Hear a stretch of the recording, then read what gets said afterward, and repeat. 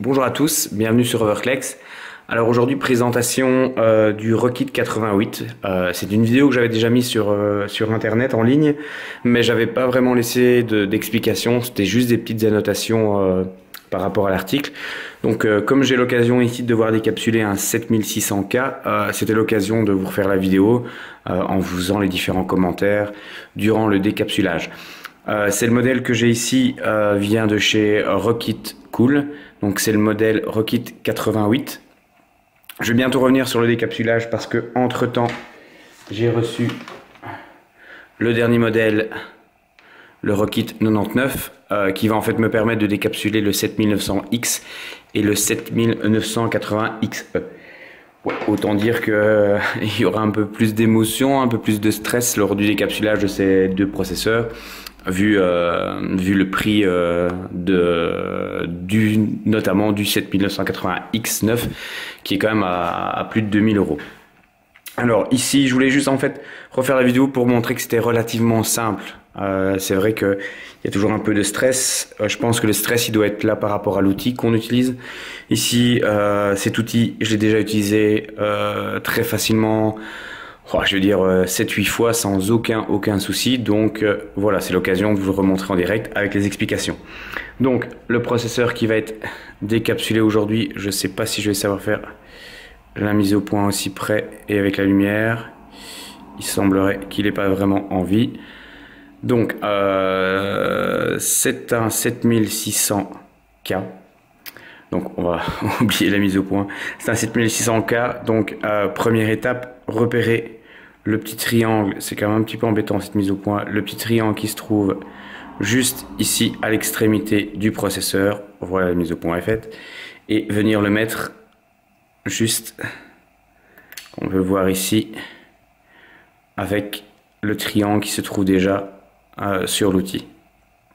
Donc ça, c'est vraiment, je vais dire, l'élément principal. Ensuite, on voit qu'on a un système de 3 points.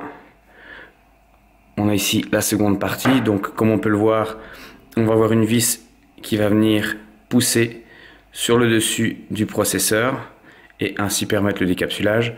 On retrouve les 3 trous. Il va donc me suffire de bien les aligner. Donc on peut le voir ici, l'alignement est parfait. Je referme. Je prends les 3 écrous. Alors inutile de serrer les écrous, je veux dire comme une brute. L'idée c'est vraiment que les deux parties soient parfaitement en contact. Donc on va en serrer un, serrer le suivant, serrer le suivant. Voilà, donc après je repasse juste une fois pour serrer un petit peu. Je me rends bien compte qu'il n'y a pas de souci, que les deux faces sont bien côte à côte. Je ne l'ai pas précisé avant, mais j'ai dévissé au maximum la vis afin de permettre de reculer la partie qui va pousser.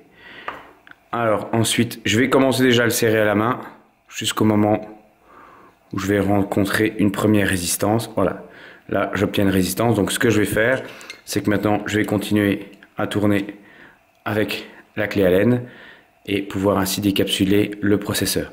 Je vais essayer de pas trop faire de bruit, que vous puissiez entendre le petit clac du processeur.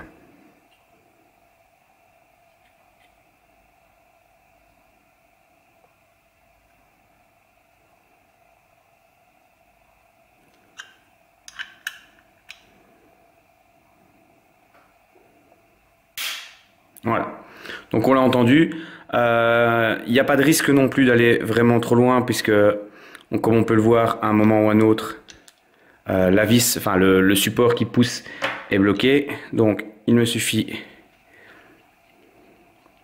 de redéfaire les 3 vis.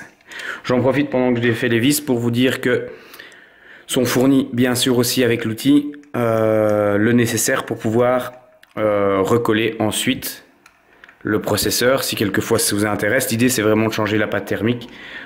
Pour des tests sous froid, moi je recolle pas parce que c'est délicat et je dois, après certains tests, rechanger la pâte thermique. Maintenant il est possible de mettre une pâte thermique d'appliquer une pâte thermique de meilleure qualité et ensuite de recoller. Pour ma part, voilà ce que j'utilise de la Loctite. C'est un silicone noir résistant jusqu'à 200 degrés, je pense, qui imite assez bien le système de colle utilisé par Intel, et donc il peut vraiment, une fois que c'est fait proprement, passer quasiment inaperçu. Donc on ouvre, on peut voir directement que le travail a été fait, donc il suffit simplement de lever. Donc voilà, on peut voir la pâte thermique, on peut voir la partie du processeur. Alors maintenant, ce qu'il va falloir faire, c'est nettoyer les différentes parties, donc retirer l'excédent de colle, nettoyer la pâte thermique et ensuite remettre une pâte thermique et recoller. Je ne vais pas vous le montrer aujourd'hui parce que, comme je le dis, c'était pas une vidéo qui était prévue. Ça sera fait pour le décapsulage du 7900X et du 7980XE, donc j'en reparlerai parce que la méthode est identiquement la même. Donc voilà, je voulais juste dire aussi, signaler un grand merci à Rockit Cool pour m'avoir fourni donc cette version, le Rockit 88, mais aussi déjà de m'avoir fourni le Rockit 99 qui nous permettra de continuer les autres décapsulages. Merci à tous, j'espère que cette vidéo vous a plu. Si c'est le cas, pensez à nous laisser un petit pouce vers le haut et je vous dis à très bientôt.